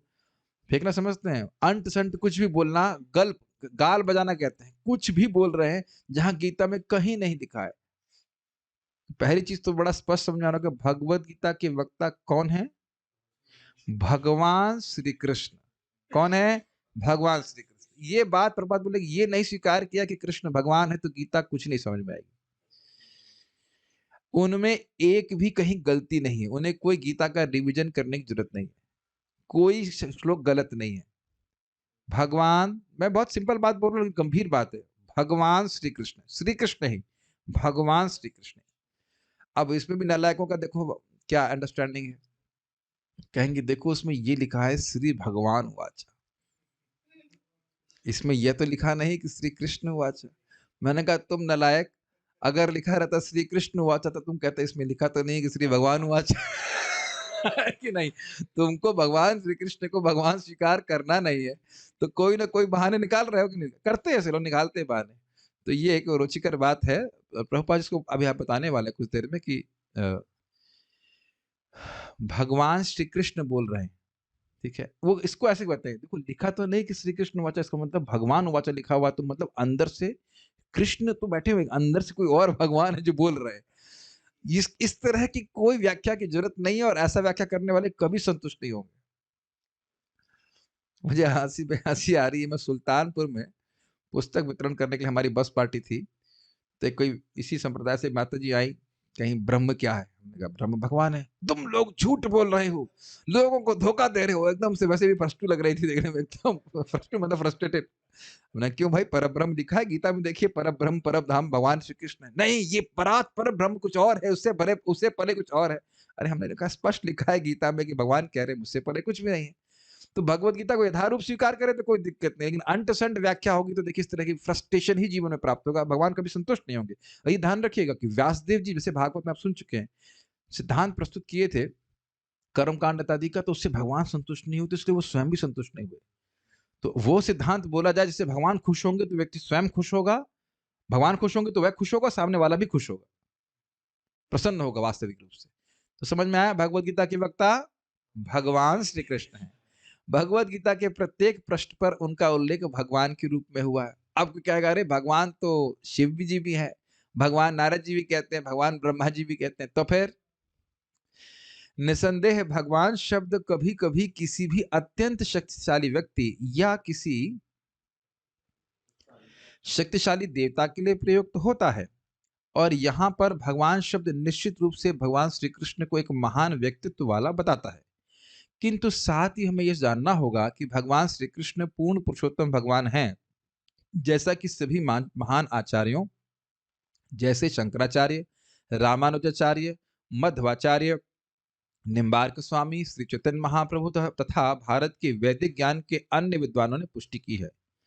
भगवान ने भी स्वयं भगवत गीता में अपने को परम पुरुषोत्तम भगवान कहा है, और ब्रह्म संहिता में तथा अन्य पुराणों में, विशेषतः श्रीमद् भागवत में, जो भागवत पुराण के नाम से विख्यात है, वे इसी रूप में स्वीकार गए हैं, कृष्णस्तु भगवान स्वयं। अतः भगवत गीता हमें भगवान ने जैसे बताई है वैसे ही स्वीकार करनी चाहिए। थोड़ा समझने का प्रयास कीजिए प्रभुपाद क्या कहना चाह रहे हैं सिंपल शब्दों में। कोई भी व्यक्ति जो भगवान है, ऐश्वर्य से युक्त, उसको भगवान आप कह सकते हो, लेकिन भगवान कृष्ण कैसे हैं? स्वयं भगवान, अर्थात उनकी भगवत्ता, उनकी सत्ता और किसी भी भगवत स्वरूप पर आश्रित नहीं होती। ये स्वयं भगवान का अर्थ है। अनपेक्षी रूप, ये शब्द लघु भागवतामृत में हम सुने थे, जिनका स्वरूप किसी और अन्य स्वरूप की अपेक्षा नहीं करता। गोलोक बिहारी भगवान श्री कृष्ण वह परम सत्य है। ये बात समझ में आ रही है? भगवान कृष्ण से बलराम जी, तो बलराम जी एक तरह से अपेक्षा है ना कि कृष्ण है तब बलराम जी हैं, ऐसे कर समझे इस तरह से। तो ऐसे तो दोनों ही लोग शाश्वत हैं, लेकिन फिर भी बलराम जी की सत्ता भगवान कृष्ण पर, कृष्ण की सत्ता किसी पर भी आश्रित नहीं है। इसलिए यहाँ श्री भगवान वाचा मतलब भगवान श्री कृष्ण स्वयं भगवान है, और इसको भगवान स्वयं भी भगवत गीता में पुष्टि के, अहम सर्वस्व प्रभु, मैं सभी का प्रभव, सभी का उत्स, अर्थात मेरा उत्स कोई नहीं है। तो यहाँ भगवान को एक समान अर्थ में नहीं लेना पड़ेगा, एक विशेष अर्थ में लेना पड़ेगा। यहाँ भगवान अर्थात स्वयं भगवान श्री कृष्ण बोल रहे हैं। समझ में आ रही है बात? नहीं तो भगवान शिव बोल सकते हैं, भगवान ब्रह्मा बोल सकते हैं, भगवान है, ब्रह्मा जी भी भगवान है, लेकिन भगवान स्वयं भगवान नहीं है जिनकी सत्ता और किसी पे आश्रित ना हो। शिव जी भी तो भगवान की पूजा करते हैं कि नहीं? शंकराचार्य शिव जी के अवतार थे, उन्होंने भगवान कृष्ण के बारे में बताया, भज गोविंदम भज गोविंदम भज गोविंदम मूढ़मत इत्यादि। और उसके बाद जगन्नाथ अष्टकम। समझ रहे हैं बात? तो ये बात समझनी होगी कि हम भगवान श्री कृष्ण को, हाँ एक और बात है यहाँ पर बात बता रहे हैं कि हम भगवान श्री कृष्ण को अंधश्रद्धा में नहीं स्वीकार कर रहे हैं। ऐसा नहीं कि मेरी मम्मी ने बोला, मेरे ताऊ ने बोला, मेरे चाचा ने बोला तो हम कृष्ण स्वीकार कर रहे हैं, ऐसा नहीं है। यहाँ प्रपात कह रहे हैं कि देखिए शास्त्र में तो है, लेकिन वैष्णव भी, महान महान आचार्य भी भगवान कृष्ण को भगवान के रूप में स्वीकार कर रहे हैं। ये एक समान व्यक्ति के लिए बहुत बड़ा सपोर्ट है। मेरी बात समझ में आ रही है? हम लोग अपने सामर्थ्य से, माया से मुक्त जीव को स्वतः ज्ञान नहीं होता है कृष्ण का, तो अपने सामर्थ्य से हम नहीं समझ जाएंगे कि भगवान कौन है कि नहीं? तो भगवत गीता में तो है ही, और अन्य महान आचार्य जो प्रमाणिक आचार्य हैं, उन्होंने भी स्वीकार किया है कृष्ण को ही स्वयं भगवान के रूप में। जैसे प्रभुपाद बोले रामानुजाचार्य, मध्वाचार्य, निम्बार्क स्वामी इत्यादि इत्यादि। सभी संप्रदाय के जो प्रमाणिक संप्रदाय के आचार्य हैं वो कह रहे हैं कि कृष्ण भगवान है। तो बताइए मैं किसकी श्रद्धा रखूं? मैं आचार्यों की बात मानूं, शास्त्र की बात मानूं, कि ऐसे चलते फिरते फालतू व्यक्ति की बात मानूं जो अपने बारे में कुछ भी नहीं जानता? Does that make sense? ये बहुत अच्छा प्रभुपाद जी का तात्पर्य है, बहुत अच्छी अपने हमारी ग्राउंडिंग कर देगा भगवत गीता को हमें कैसे समझना चाहिए। तो इसलिए हमें कैसे समझना चाहिए? जैसा भगवान बोल रहे हैं यथारूप वैसे ही स्वीकार करना होगा। ओके। भगवद गीता के चतुर्थ अध्याय में भगवान कहते हैं, अब ये प्रपद क्यों कोट कर रहे हैं? भगवान स्वयं बता रहे हैं कि भगवद गीता का ज्ञान किस प्रकार से पूर्ववर्ती महान लोगों ने स्वीकार किया। इस पे बड़ा अच्छी बात है। एक व्यक्ति के माता जी के पति बोल रहे थे, देखो भगवद गीता तो ये मतलब ये जो धर्म है सबको है, ये तो मतलब मासेस के लिए है। जो गरीब लोग हैं, जो पढ़े लिखे नहीं है, उनके लिए है। उनके लिए भगवद गीता पढ़नी होगी। काफ़ी इंटरेस्टिंग है। एनीवेज़, और जो उच्च कोटि के लोग हैं, उनके लिए नहीं है। तुम देख रही हो किसी आईएएस ऑफिसर को गीता पढ़ते हुए, तुम देख रहे हो किसी लॉयर को गीता पढ़ते हुए, ये उनका आर्गुमेंट था। अब इसको आप समझ सकते हैं, वैसे तो श्लोक आप जानते हैं कि ये भगवद गीता का ज्ञान भगवान ने सबसे पहले सूर्यदेव को दिया। अब सूर्यदेव से ऊपर कोई है क्या? और उन्होंने भी मनु महाराज और इक्ष्वाकु को दिया। अब आजकल के तथाकथित लीडर अगर डिग्रेडेड हो तो उनको तो धर्म नहीं माना जा सकता ना। जो एक्चुअल लीडर थे उनको गीता का ज्ञान था और आज भी है। सूर्यदेव को ज्ञान आज भी है, सूर्यदेव हैं और उनको ज्ञान भी है। लेकिन जो आजकल के तथाकथित लीडर हैं जो शूद्र से अधिक कुछ है नहीं, उनको अगर आप मान के चल रहे हैं कि भाई ये नहीं भगवद गीता पढ़ रहा है तो इसका मतलब भगवद गीता महत्वपूर्ण नहीं है, तो आप क्षमा कीजिएगा लेकिन दिमाग में आपके गोबर भरा हुआ है। जब आप अब समझ रहे हैं उनका चरित्र देखो, शराब पीने वाला व्यक्ति है, मांस खाने वाला व्यक्ति है, वह अगर गीता नहीं पढ़ रहा है तो उसको उसके आचरण को मानेंगे आप? तो इसीलिए भगवान कह रहे हैं देखो स्पष्ट कि ये ज्ञान सबसे पहले मैंने सूर्यदेव को दिया। इमं विवस्वते योगं प्रोक्तवाहनमव्ययम् विवस्वान पनवे प्राह मनोरिक्षवा कवे ब्रवीत एवं परंपरा प्राप्तम इमं राजर्षयो विदुः सकाले ने महता योगो योगे योगो होना चाहिए योगो नष्टः परंतप सैवायं मया तेद्य योगः प्रोक्तः पुरातना भक्तोसी में सखा चेति रहस्यम ही तद उत्तमम। यहाँ पर भगवान अर्जुन को सूचित करते हैं कि भगवत गीता को यह योग पद्धति सर्वप्रथम यह योग पद्धति सर्वप्रथम सूर्यदेव को बताई गई। सूर्यदेव ने इसे मनु को बताया और मनु ने इसे इक्ष्वाकु को बताया। इस प्रकार गुरु परंपरा द्वारा यह योग पद्धति एक वक्ता से दूसरे वक्ता तक पहुंचती रही, लेकिन कालांतर में यह छिन्न भिन्न हो गई। फलस्वरूप भगवान को इसे फिर से बताना पड़ रहा है, इस बार अर्जुन को कुरुक्षेत्र की युद्धस्थल में। वे अर्जुन से कहते हैं कि मैं तुम्हें यह परम रहस्य इसलिए प्रदान कर रहा हूं क्योंकि तुम मेरे भक्त तथा मित्र हो। इसका तात्पर्य यह है कि भगवत गीता ऐसा ग्रंथ है जो विशेष रूप से भगवत भक्त के लिए है, भगवत भक्त के निमित्त है। तो चाहे वो पढ़ा लिखा हो नहीं हो, लेकिन भगवान श्री कृष्ण का प्रेमी है, भक्त है, तो वह गीता समझ लेगा। ये बात, ये प्रपात क्यों बोल रहे समझ में आ रहा है? भगवत गीता कौन स्वीकार कर पाएगा, समझ पाएगा? जो भगवान का भक्त हो। श्लोक आप फिर से एक बार देखिए। इमम, इस ज्ञान को, भगवद गीता ज्ञान को, विवस्वते योगम, इस योग, इमम योगम विवस्वते अहम इमम अव्ययम योगम विवस्वते अहम प्रोक्तवान। इस अव्यय योग को मैंने विवस्वान अर्थात सूर्यदेव को कहा। सुना गया? प्रोक्तवान मतलब कहा, प्रउक्तवान कहा। विवस्वान मनवे प्राहा, विवस्वान ने मनु को कहा। कौन से मनु? वैवस्वत मनु। मनु इक्ष्वाकवे मनुर इक्ष्वाकवे ब्रवीत, मनु ने इक्ष्वाकु को कहा। और कहा का मतलब जैसा सुना वथावत कहा, ठीक है, अब्रवीत कहा।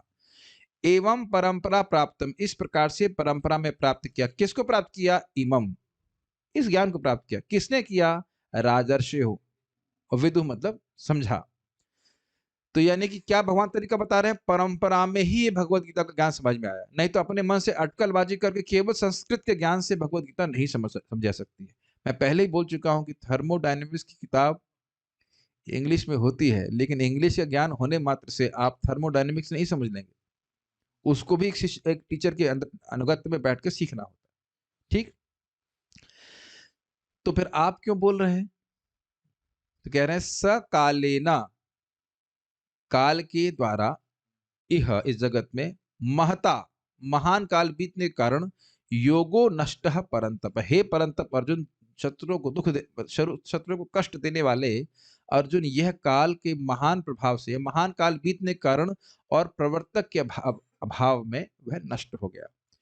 इसलिए स स मतलब वही ज्ञान, एवं निश्चित ही, अयम, अयम यह वो जो ज्ञान वहां दिया था वही, अयम यही, मया ते अद्य, अद्य मतलब अभी, आप मेरे द्वारा, ते आपको दिया जा रहा है।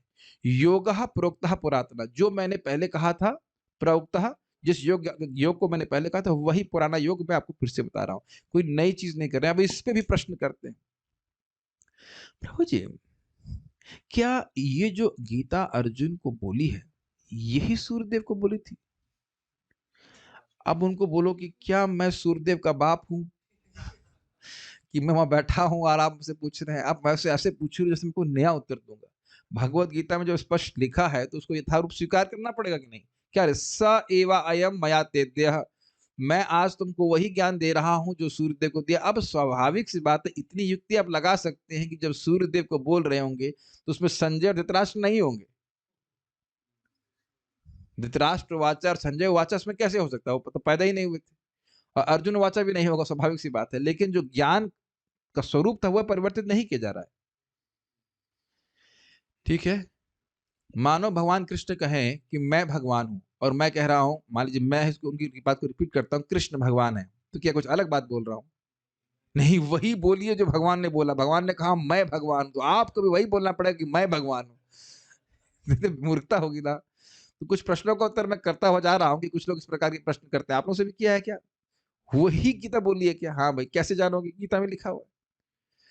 तो क्यों दे रहे हो आप मेरे को? मेरे में क्या विशेषता? तो कह रहे हैं भक्तोसी, मैं भक्तोसी, मेरे भक्त हो। और क्या इस भक्त में भी विशेष सखा हो। रहस्यम ही एतद उत्तम, इसलिए उस उत्तम रहस्य को मैं आपको बता, इसीलिए ही मतलब निश्चित, इसीलिए, किस लिए? मेरे भक्त हो, सखा, इसलिए ज्ञान दे रहे हैं। तो समझ में आया गीता को? कौन समझ सकता है? जो भगवान का प्रेमी हो, भक्त हो, एटलीस्ट भगवान को भगवान के रूप में स्वीकार करे। अब कोई व्यक्ति यही सोच रहा है कि भाई इसके अंदर शिव बाबा बैठे हो जो बोल रहे हैं, एक सामान्य मनुष्य है, तो बताइए, एक सिंपल सी बात सोचिए, साधारण सी बात, ज्ञान कौन देता है हृदय में? भगवान देते हैं। अब भगवान के ही आप अपमान कर रहे हैं, कोई व्यक्ति अपमान कर रहा है इस तरह से, भगवान ज्ञान देने वाले हैं? कभी नहीं देने वाले। जब भगवान का ही अपराध कर रहे हैं तो भगवान क्यों ज्ञान देंगे? इसलिए परंपरा में ठीक ठीक समझने से व्यक्ति समझ पाता है। और जब परंपरा में स्वीकार कर रहे हैं तो कौन प्रसन्न हो रहा है बताइए? भगवान प्रसन्न हो रहे हैं, तो और अधिक अधिक गीता का ज्ञान देंगे आपको। ये विज्ञान है, सिंपल। जो बात हम लोग को बहुत सिंपल लगती है, दुष्कर्म शुक्र वाली बात है ना, महाप्रभु का आश्रय लेता है तो कठिन से कठिन चीजें आसान लगती हैं, और नहीं लेता है तो आसान चीज भी मुश्किल लगती है। आपको प्रभुपाद का बात याद है ना कि वो बोले कि भाई जीवन से कभी भी, जीवन से पदार्थ तो आता है, नींबू के क्या फल नींबू के पेड़ से आते हैं, है कि नहीं? नींबू का पेड़ जीवित है, लेकिन पदार्थ से कभी जीवन नहीं आता, लेकिन साइंटिस्ट को समझ में नहीं आता। और एक सामान्य व्यक्ति समझ सकता है। समझ में आ रहा है क्यों? जो भगवान का आश्रय लेता है वो समझ लेगा सीधी सीधी बात, लेकिन जो नहीं आश्रय लेगा तो वह सीधी बात को भी टेढ़ तरह से समझेगा और समझ नहीं पाएगा। ठीक है, तो आप लोग समझ गए। अब हम लोग आगे बढ़ते हैं। तो यानी ये महत्वपूर्ण बात है, भगवत गीता वैसा ग्रंथ है जो केवल भगवत भक्तों के लिए है। भगवत भक्त ही समझ सकते हैं और उनको बड़ा आसान लगेगा। अच्छा, इस पे भी समझिए, भगवत भक्त क्यों समझ सकते हैं? भाई देखिए, समझना बड़ा आसान है अगर भगवान की बात में श्रद्धा हो। जगत का स्रोत कौन है? भगवान कृष्ण है। क्यों? भगवान गीता में बोलते हैं अहम सर्वस्व प्रभु। तो भगवत गीता में अगर सहज श्रद्धा है तो कोई कठिनाई नहीं है, और नहीं है तो अभी तो उस पर रिसर्च चल रही है। क्या नहीं चल रही है? अभी भी चल रही है कि जगत कहां से आया, क्यों आया, किसने बनाया, इत्यादि। समझ में आया कि नहीं आया? भक्त है तो भगवान की बात पे सहज विश्वास है तो ग्रहण कर लेगा, और नहीं तो रिसर्च चलती रहेगी। आध्यात्मवादियों की तीन श्रेणियां हैं, ज्ञानी, योगी तथा भक्त, या कि निर्विशेषवादी, ध्यानी और भक्त। तो ये बात एक बार कल भी प्रश्न किया जा रहा था कि क्या निर्विशेषवादी भोगी है, माया की फेर में है, या आध्यात्मिकतावादी?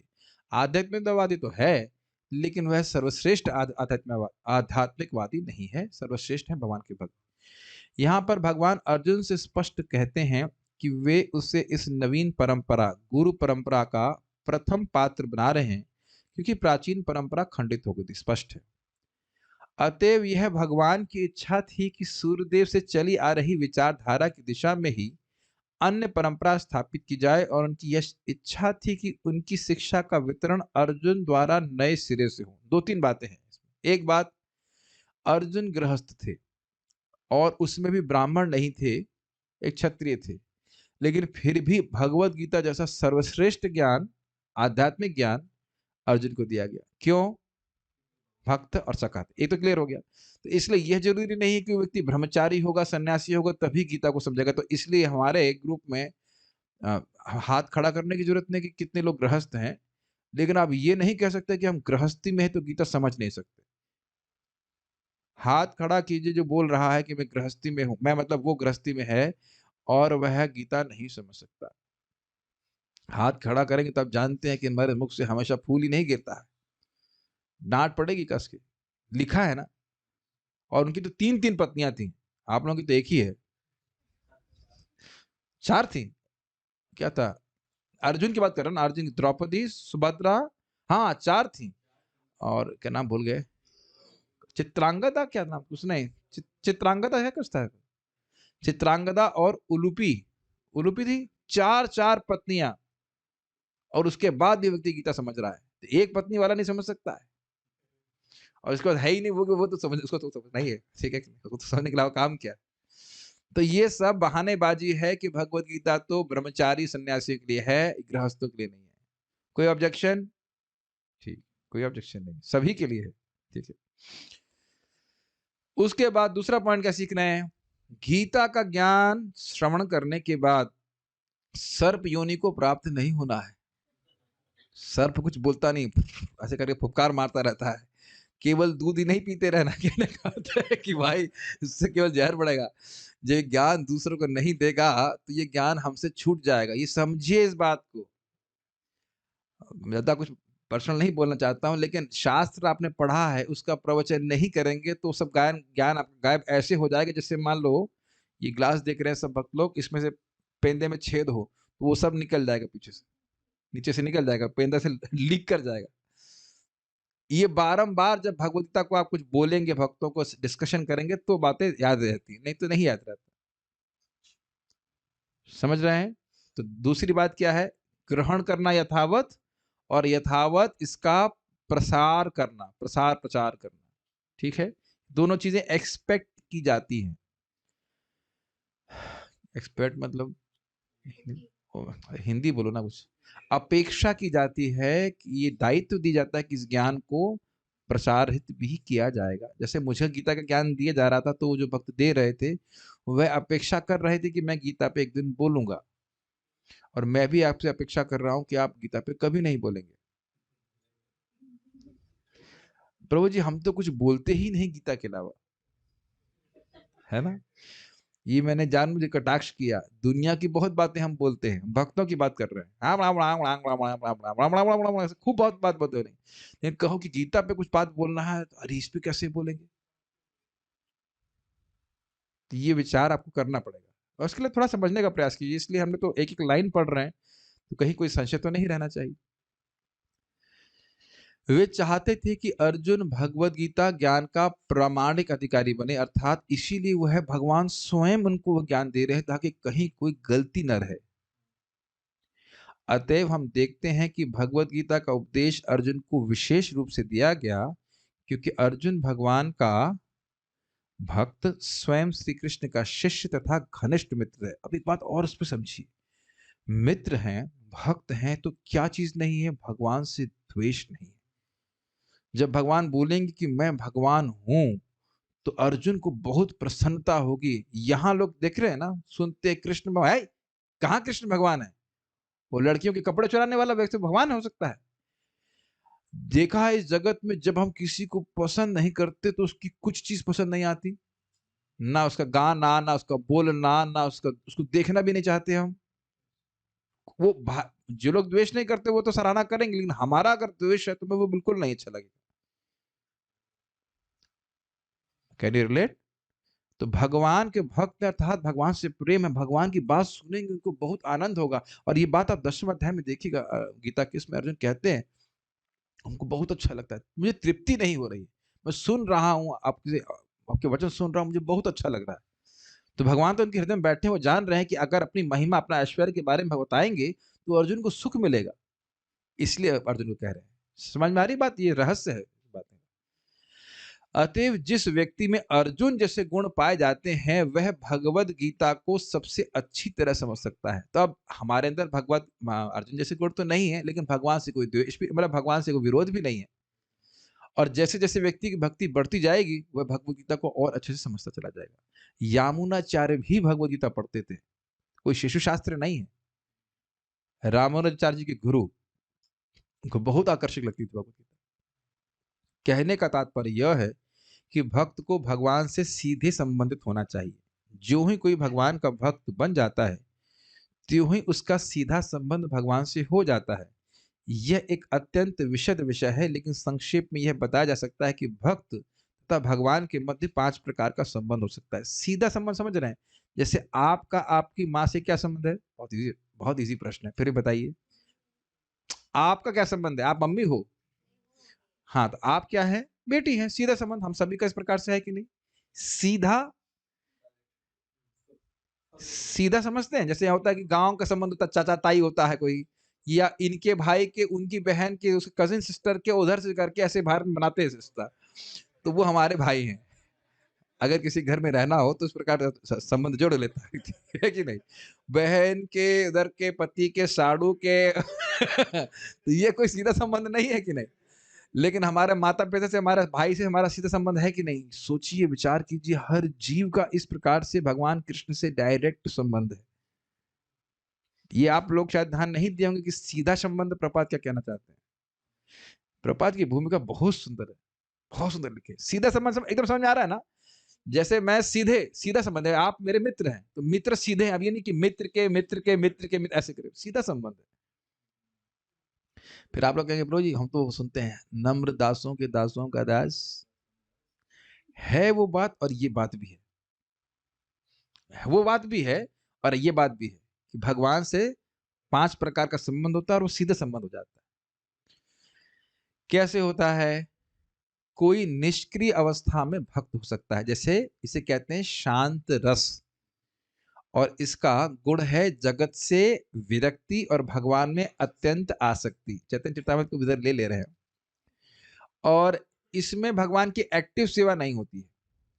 जैसे गाय और वृंदावन का धाम इत्यादि वृक्ष, ये सब शांत रस में होते हैं, इसे निष्क्रिय अवस्था में कर रहे हैं। कोई सक्रिय अवस्था में भक्त हो सकता है, ये दास्य रस में। इसमें जगत से विरक्ति, भगवान में आसक्ति प्लस भगवान में अतिशय ममता रहती, लेकिन फिर भी एक डिस्टेंस रहता है कि कृष्ण थोड़ा सा संकोच रहता है, तो उसको दास्य रस कहते हैं। ठीक। कोई सखा रूप में भक्त हो सकता है, तो इसमें जगत से विरक्ति, भगवान में आसक्ति, अतिशय और अधिक ममता, और अब भगवान के और भक्त के बीच में जो कह सकते हैं, क्या शब्द हमने इस्तेमाल किया अभी? आदान प्रदान नहीं था, भगवान के बीच में जो संकोच था वह शिथिल हो गया।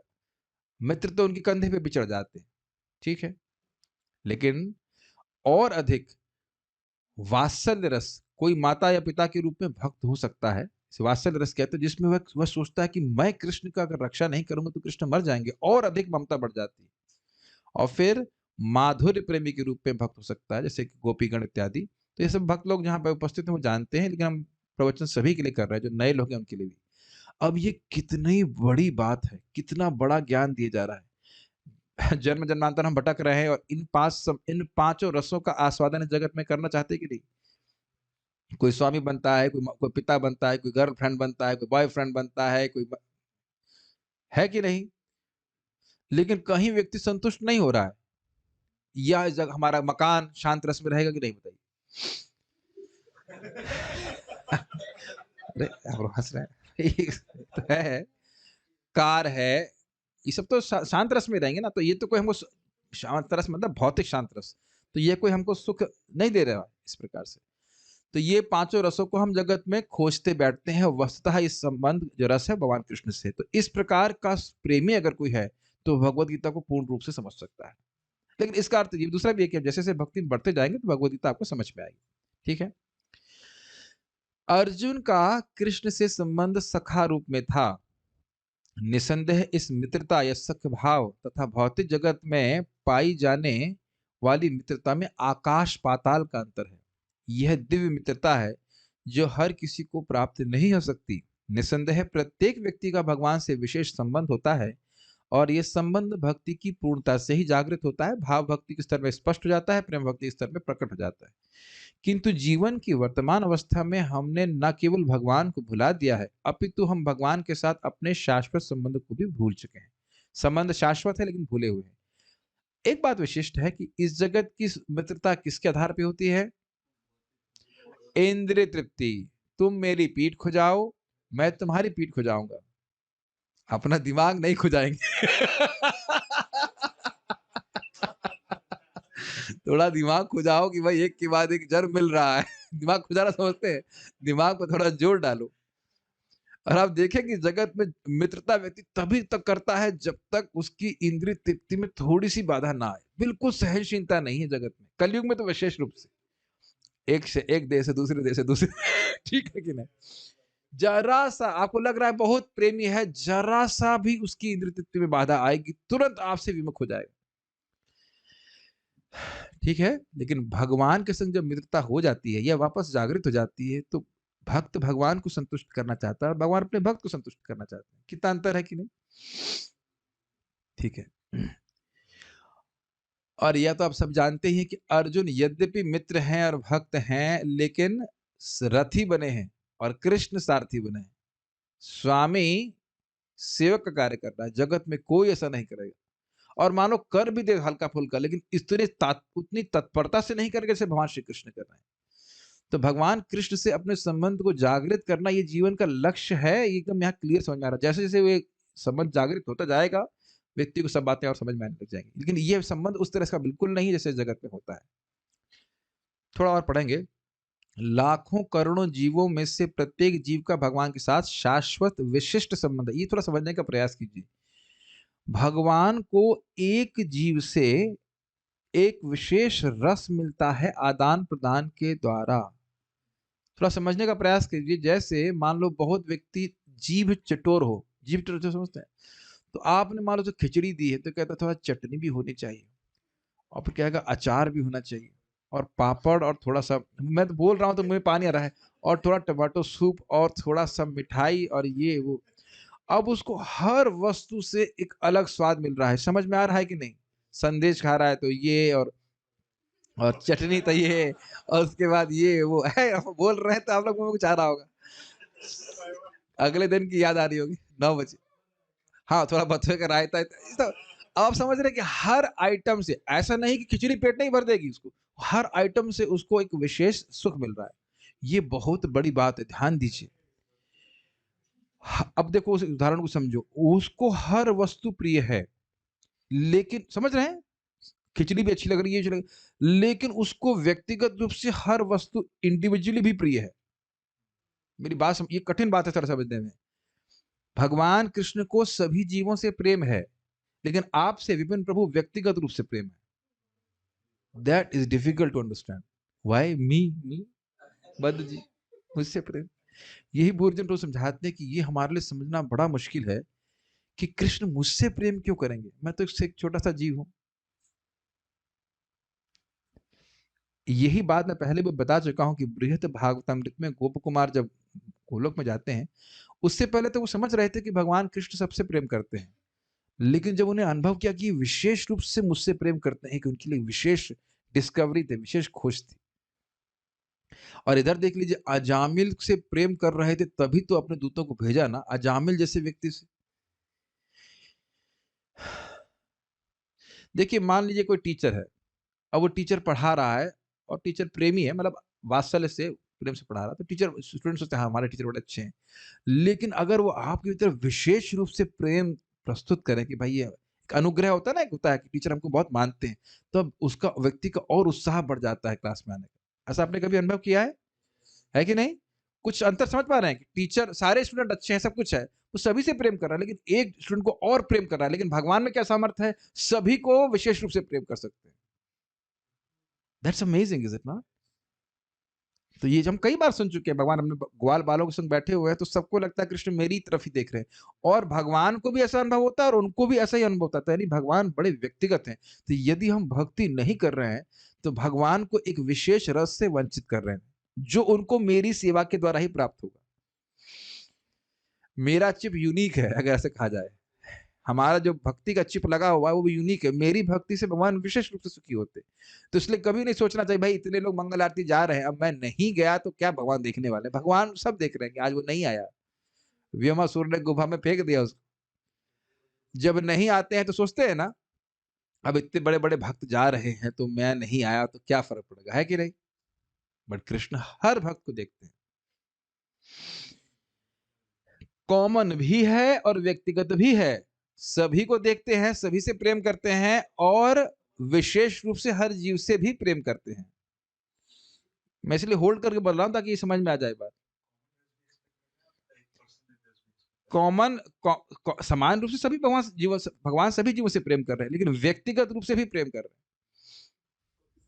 कलेक्टिव एंड इंडिविजुअल, समझ रहे हैं ना ये बात?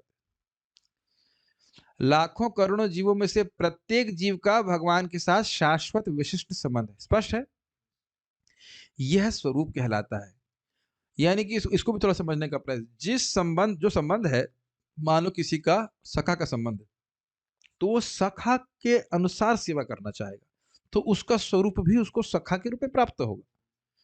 ऐसा नहीं वो घास बन जाएगा तो इसलिए कहता है प्रभु जी हम ये बनना चाहते हैं, वो बनना चाहते हैं, वो बात नहीं है। वो स्वयं संबंध भाव स्तर पे प्रकट होने लगता है, उसके लिए आपको इमेजिन करने की जरूरत नहीं। और फिर आगे जाकर के जब आध्यात्मिक शरीर प्राप्त होता है, उसमें उसी के अनुरूप मिलता है, जो उसकी सेवा भावना है, शाश्वत सेवा भावना है, वही स्वरूप के रूप में प्रकट होती है। अगर ऐसे मेरी भाषा आप समझ पा रहे हैं, यहाँ पे दरवाजा बंद करके मोर बन करके ऐसे कू कू करने की आवश्यकता नहीं है। समझ रहे हैं क्या बोल रहा हूँ? श्रील प्रभुपाद जी के समय प्रभुपाद जी के एक शिष्य मंगल आरती आकर नहीं आ रहे थे, तो अब बहुत दिन हो गया, तो भक्त लोग सोचे क्या कर रहा है, तो दरवाजे के छेद से देखे कि उसको किसी ने बोल दिया था कि तुम गोलोक में मोर हो, तो मोर बनने का अभ्यास कर रहा था, जैसे कूद रहा था एक टांग पे जैसे मोर करके। ये सब नहीं करना होता, ऐसे कुछ नहीं मिलता स्वरूप सिद्धि। तो उम्मीद है कि मैं ये सब बातें इसलिए समझा रहा हूँ कि कुछ लोग नए भी हैं हमारे मीटिंग में, तो वो लोग सब नहीं जान रहे हो। तो स्वरूप इसको स्वरूप कहते हैं। भक्ति योग की प्रक्रिया द्वारा यह स्वरूप जागृत किया जा सकता है। जागृत मतलब पहले से है, बस खाली इसको जागृत करना, तब यह अवस्था स्वरूप सिद्धि कहलाती है। यह स्वरूप की अर्थात स्वाभाविक या मूलभूत स्थिति की पूर्णता कहलाती है। जब व्यक्ति को समझ में पूरी तरह से आ जाए कि उसका भगवान से क्या संबंध है, उसको सिद्धेय प्राप्त हो जाए, भगवान की सेवा में वह प्रेम पूर्ण सेवा में हमेशा हमेशा के लग जाए, ये जीवन का लक्ष्य है। कितना सिंपल, स्ट्रेट फॉरवर्ड, हाईएस्ट प्रयोजन तत्व का निरूपण प्रभुपाद जी कर रहे हैं। एक बुद्धू भी समझ सकता है इसको, हमारे जैसा एकदम स्पष्ट समझ में आ रहा है। ऐसा कोई दुनिया में व्यक्ति ने जो इस प्रकार का तात्पर्य लिखा, इतनी सरल भाषा में, इतनी सरल भाषा में इतना हाईएस्ट तत्व बता रहे हैं कि ये जीवन की पूर्णता है। और छानते रही दुनिया की पुस्तकें, कहीं नहीं बता पाएगा कोई व्यक्ति कि आपके जीवन का लक्ष्य क्या होना चाहिए। बता भी देंगे तो वह प्रमाणिक शास्त्रों के आधार पर होगा नहीं, इसको प्राप्त करके हम सुखी नहीं होंगे। दिस इज वेरी डीप, और इतना आसान भाषा में प्रभुपाद बता रहे हैं। अतएव अर्जुन भक्त था और वह भगवान के संपर्क में मित्र रूप में था। हमें इस बात पर विशेष, ठीक है, अब हम यहां रुकेंगे और कल से हम सीखेंगे कि अर्जुन ने किस रूप में भगवत गीता को स्वीकार किया और किस तरह से, उसी तरह से हमको स्वीकार। अभी तो आपने बस कुछ मैं रिवाइज कर दूंगा। हमने आज सीखा था मंगलाचरण के बारे में, और उसके बाद हमने सीखा कि प्रभुपाद जी संस्करण को क्यों लिखे, क्योंकि लोगों ने अपना मत प्रस्तुत किया। फिर प्रभुपाद बता रहे हैं कि हमें स्वीकार करना पड़ेगा कि कृष्ण भगवान है, जैसा भगवान बोलते हैं वैसे स्वीकार करना होगा गीता को। परंपरा में भगवान ने बताया इस ज्ञान को स्वीकार करना, वो परंपरा भगवान से आनी चाहिए। और साथ साथ ये भी बताया प्रभुपाद जी ने कि अर्जुन भगवान के सखा और मित्र थे, इस कारण से भगवान ने गीता का ज्ञान दिया। और 5 प्रकार के रस होते हैं, ये सब बात बोली गई। और जीवन की पूर्णता है अपने इस विशिष्ट संबंध को जागृत करना। तब इस प्रकार से व्यक्ति समझेगा। और एक और बात प्रभुपाद जी ने बोली थी कि दवाई का अगर असर चाहते हो तो दवाई को वैसे ही ग्रहण करना पड़ेगा जैसा कि वैद्य बोल रहा है। ये सब बातें बहुत महत्वपूर्ण है। और अब हम कल भगवान ने चाहा तो सुनेंगे कि अर्जुन ने किस रूप में भगवान के द्वारा जो यहाँ तो आपने सुन लिया कि कैसे स्वीकार करना चाहिए। अब अर्जुन ने यह सुन करके कैसे स्वीकार किया, उसको हम भगवान ने सिखाया। तो कल सुनेंगे और आगे भी बातें चर्चा करते रहेंगे। कोई किसी भक्त का प्रश्न है तो मैं जरूर, आप बोलिए प्रश्न। हाँ अभी हम जब गीता सुन रहे थे तो हाँ एक पंक्ति आई थी हाँ, कि प्रभु से हमारा डायरेक्ट कनेक्शन है। भगवान कृष्ण से, प्रभु पहले क्लियर होने चाहिए, प्रभु हाँ, मतलब भगवान कृष्ण से। हाँ, भगवान कृष्ण से हमारा हमारे बीच में शाश्वत किसी का संबंध है। कोई मतलब कनेक्शन, मतलब कोई बीच में दलाल या कोई हाँ एग्जीवाल ठीक है, बल्कि तो हाँ कोई भी नहीं है। हाँ लेकिन अभी हम बहुत से साधु संत महात्मा ऐसे होते हैं, वो ये बोलते हैं कि मतलब गुरु बनाए बिना भगवान का मिलन असंभव है। जी। और वो उनको जबकि गीता का ज्ञान नहीं है, मैंने जहाँ तक देखा है, वो कुछ में सिर्फ गुरु मंत्र देते हैं। और वो एक बोलते हैं कि जब तक हम गुरु को नहीं गाएंगे या भजेंगे या उनका मंत्र की माला नहीं जपेंगे, जब भगवान मिलना मुश्किल है। तो इस संबंध में आपका क्या मतलब? देखिए मेरा मत नहीं है। भगवान, पहली बात तो समझिए, गुरु मंत्र में गुरु का मंत्र नहीं करते भगवान का मंत्र करते हाँ, हैं। मंत्र वो देते हैं, पहले लेकिन पहले तो पहले समझ उनकी लीजिए आराधना। कि गुरु का भजन नहीं होता। गुरु जी हमको शिक्षा देते हैं भगवान का भजन करने के लिए। जरा समझने का प्रयास कीजिए। जैसे चंद्रमा या और कोई तारे बहुत दूर हैं कि नहीं हमसे, लेकिन टेलीस्कोप लगाते हैं और टेलीस्कोप में बहुत सारे लेंस होते हैं, तो हमारे बीच में लेंस हैं कि नहीं। और आप जानते हैं कि उन लेंस के बिना हम उस दूर की वस्तु को नहीं देख सकते, लेकिन जितने लेंस आते जाते हैं उतना वो दूर की वस्तु और पास आ जाती है कि नहीं। तो ऐसे अभी आप देखेंगे, अभी हमने सुना ना, ओम अज्ञान तिमिरांधस्य, हम लोग अज्ञान में हैं। तो गुरु के बिना व्यक्ति कैसे अज्ञान को काटेगा। अगर गुरु नहीं स्वीकार करेगा तो उसे कभी मालूम चलेगा कि कृष्ण भगवान है। तो वो लोग और क्या बोल रहे, छोड़ छोड़ दीजिए। बिना गुरु के क्या कोई भी ज्ञान प्राप्त होता है, ये बता दीजिए। कोई भी ज्ञान, हाँ एक ज्ञान प्राप्त होता है, खाने पीने का ज्ञान होता है। खाना सोने के लिए गुरु की जरूरत नहीं होता है, व्यक्ति अपने आप ही खा लेता है, सो लेता है, कोई दिक्कत नहीं, वो तो स्वतः स्फूर्त है। लेकिन और आप ज्ञान पकड़े तो हर ज्ञान, फिजिक्स केमिस्ट्री बायोलॉजी, जो भी ज्ञान इकट्ठा कीजिए, कुछ भी, साइकिल चलाना, वह भी व्यक्ति से सीखता है। ये बात मानते हैं कि नहीं। तो जो साइकिल चलाने के लिए गुरु की आवश्यकता है, तो भगवान के बारे में जानने के लिए गुरु की आवश्यकता नहीं होगी। ये सब रखे ना मृदंग, अब मैं कहूँ आप बजाना शुरू कर दीजिए, तो बिना गुरु के आप सीख जाएंगे। अब देख रहे हैं छोटी से छोटी कला के लिए भी आपको गुरु की आवश्यकता होती है कि नहीं। तो आध्यात्मिक ज्ञान तो कितना, उसका कोई लिमिट ही नहीं है।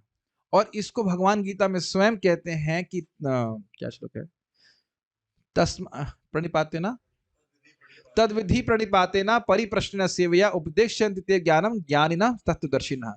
तुम गुरु के पास जाओ, उनको प्रणाम करो, प्रणाम करके 100 रुपए जमा करो, नहीं प्रणाम करो, उसके बाद भगवान के विषय में पूछो और उनकी सेवा करो, तब वह प्रसन्न होकर के तुमको तत्व ज्ञान देंगे। ये नहीं केवल मंत्र दे देंगे। और मंत्र क्या है, मंत्र स्पष्ट है, हरे कृष्णा कृष्णा कृष्णा हरे हरे, हरे राम राम राम हरे हरे। और कोई कहे नहीं हम तुमको गुप्त मंत्र देंगे, गुप्त मंत्र, गुप्त मंत्र देंगे, है ना, गुप्त मंत्र देंगे, ये देंगे वो कुछ, और उसमें भगवान का नाम नहीं है, तो ये सब धोखेबाजी है। और सबसे पहले आप जब यहाँ देख चुके हैं कि वही व्यक्ति गुरु हो सकता है जिसने भगवत गीता के ज्ञान को भगवान से आने वाली परंपरा में स्वीकार किया है। ब्रांडेड साधु होना चाहिए अगर कहा जाए तो, वो एक प्रामाणिक संप्रदाय में होगा। हाँ, तो जिसको गीता का नॉलेज नहीं है उसको गुरु बनाना ही नहीं चाहिए। अरे कहो कि भाई, जैसे ये प्रभु जी हमारे एमएससी मैथमेटिक्स में है, तो आप अपने यहाँ बच्चों को अगर ट्यूशन के लिए भेजते होंगे पढ़ने, तो भी समझते हो कम से कम बीएससी तो किया रहे, वो भी प्रमाणिक यूनिवर्सिटी से, है कि नहीं। बच्चे को ट्यूशन पढ़ाते हैं तो ऐसा नहीं कि पान वाले को बोलते भाई चला कुछ अलजेब्रा पढ़ा देना। तो जिस व्यक्ति को भगवत गीता का ज्ञान ही नहीं है वह तो गुरु हो ही नहीं सकता है, वो हो ही नहीं सकता है। जो मैं फिर रिपीट करूंगा, 3 प्रश्न है, हम कौन हैं, भगवान कौन है और भगवान से हमारा क्या संबंध है। जो नहीं ठीक ठीक बता सकता भगवत गीता के अनुसार वह गुरु होने के लायक नहीं है। यहाँ प्रभुपाद ने बताया ना कि हम लोग आत्मा है, मतलब तो जान ही रहे गीता से, कृष्ण भगवान है, और प्रभुपाद आत्मा के बारे में बताया और संबंध भी बताया ना, 5 संबंध है। इसीलिए प्रभुपाद प्रमाणिक गुरु है। प्रभुपाद अपने मन से नहीं बोल रहे हैं, परंपरा में जो ज्ञान प्राप्त है वह बता रहे हैं। तो दुनिया में जो धोखा खाना चाहता है वो कर सकता है। एक बात यहाँ पे आ रही मैं बात करता हूँ, जैसे लोग एक वक्त प्रश्न कर रहे थे, क्या हम एक हफ्ते में भागवत सीख सकते हैं।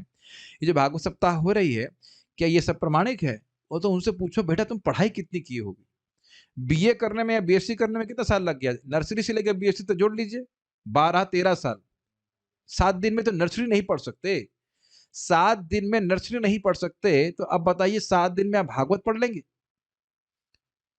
फिर उसके बाद उनका आर्ग्यूमेंट कि अरे प्रभु जी ये सुखदेव गोस्वामी ने तो परीक्षित महाराज को एक हफ्ते में सुना दी, तो अब आप सुखदेव गोस्वामी हो गए और परीक्षित महाराज हो गए। बताइए, कहाँ परीक्षित महाराज और कहाँ सुखदेव गोस्वामी, वो एक बार श्लोक सुन करके सब समझने वाले व्यक्ति, बिना खाए पिए। यहाँ तो पूरा खा पी करके, हो सकता हो चिप्स खाते हुए भागवत सुन रहा हो, है। और हम तो देखे भागवत सप्ताह, और एक बार था थे ना मेरे साथ में, हम सरदार शहर गए, वहां पे बहुत बड़ा पंडाल लगा है, बाहर चाय की दुकान, लोग भागवत सुन रहे हैं, बाहर आके चाय पी रहे हैं, उसके बाद फिर भागवत सुन रहे हैं, सिगरेट भी पीते होंगे, जो भी है। तो इस प्रकार से क्या बताइए प्रयोजन हो रहा है? कोई प्रयोजन सिद्ध नहीं हो रहा है।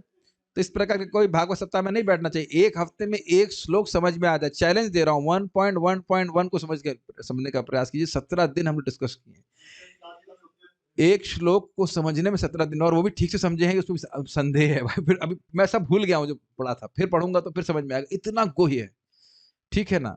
तो इसलिए ये बात हम खाली प्रसंगवश बोलते रहे कि ये धोखेबाजी चल रही जगत में, क्योंकि हम धोखा चाहते हैं, ठीक है ना। 7 दिन में आपको एमएससी केमिस्ट्री का वट एवर सर्टिफिकेट दूंगा, तो धोखा ही तो चाहते हैं। हाँ, मिल गया हमको सर्टिफिकेट, मिल गया, लेकिन कोई ज्ञान नहीं हुआ, ठीक है कि नहीं। तो ये सब धोखेबाजी चल रही है, ऐसे लोगों को गुरु नहीं स्वीकार करना चाहिए। हाँ, आप यहाँ पे कोई हाथ खड़ा कर रहे थे, वेयर इज कपिल प्रभु, कहाँ गए? हाँ, यस प्रभु जी, बोलिए।